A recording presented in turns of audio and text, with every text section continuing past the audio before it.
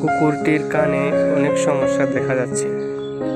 মনে হচ্ছে তার কানটি কেহ কেটে দিয়েছিল, যার ফলে জায়গাটা পচে অনেকটা পোকায় ধরে গিয়েছিল।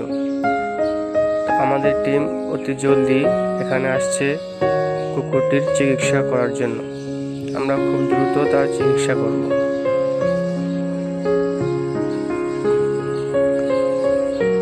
সে বুঝতে পেরেছে যে এখন তার চিকিৎসা হবে।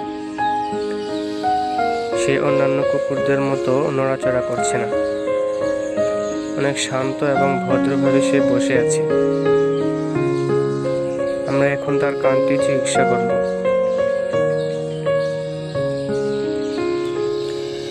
যে কোনো একটি দুর্ঘটনা বা অ্যাক্সিডেন্টের কারণে তার একটি কান অনেক সমস্যা হয়ে গেছে। আমরা অতি দ্রুত তাকে সুস্থ করে তুলব।